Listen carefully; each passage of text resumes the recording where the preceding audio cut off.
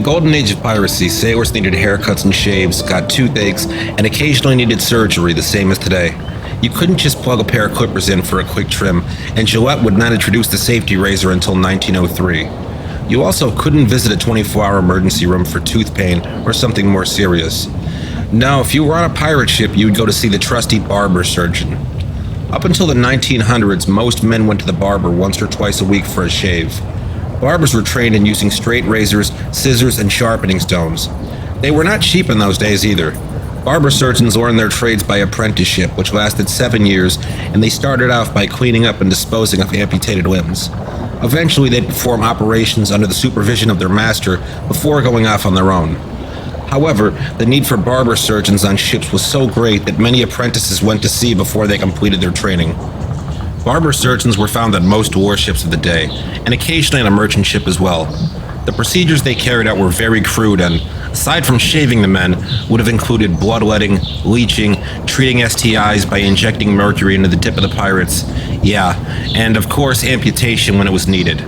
Bloodletting was based on the theory that if a person didn't bleed from time to time, they developed too much blood, and the medical theories of the day thought this to be the cause of a lot of issues. In the 1660s, Alexanderesquimelin, author of The Buccaneers of America, was a barber surgeon for several crews of buccaneers out of Tortuga.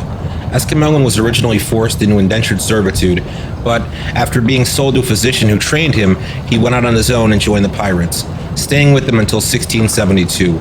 Following his return to Europe, he wrote a book and was successfully sued by Sir Henry Morgan for libel, due to Esquimelin's description of Morgan using religious men and women as human shields during his attack on Portobello in 1668. Richard Brown was another barber surgeon who worked under Henry Morgan on board his flagship Oxford. Brown arrived in Port Royal in 1668 and was present during the explosion on Oxford that he and Morgan survived. Ernest Alexander Cruikshank, who wrote The Life of Sir Henry Morgan, described it by saying, "While the officers then assembled were dining together on the quarter-deck of the Oxford, which had been chosen by Morgan as his flagship, her magazine exploded from some unknown cause, and besides several of the guests, nearly the whole of her crew of 200 men were killed, drowned, or horribly wounded." Surgeon Brown, after being hurled through the air into the sea, saved his life by getting astride of a floating fragment of her mizzenmast. He reported that only 6 men and 4 boys belonging to the crew were rescued. These kind of accidents were exactly why pirate crews were willing to keep a barber surgeon on board. They knew all too well the dangers associated with long voyages.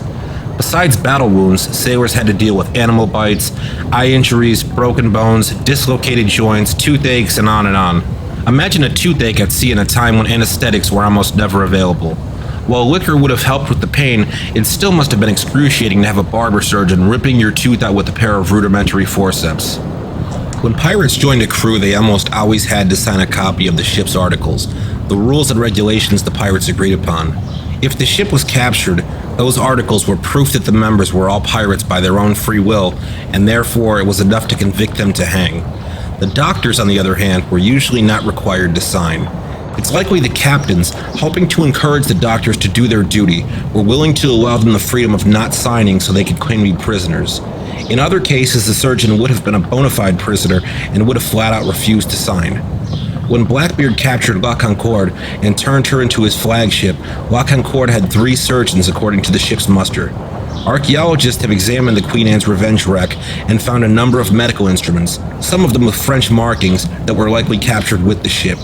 We also know that in May 1718, Blackbeard blockaded the port of Charlestown, South Carolina, and held a number of people hostage demanding medical supplies. Once the drugs made it back to his ship, which was delayed due to the pirates that were sent to pick them up getting drunk, he released the prisoners and ended his blockade.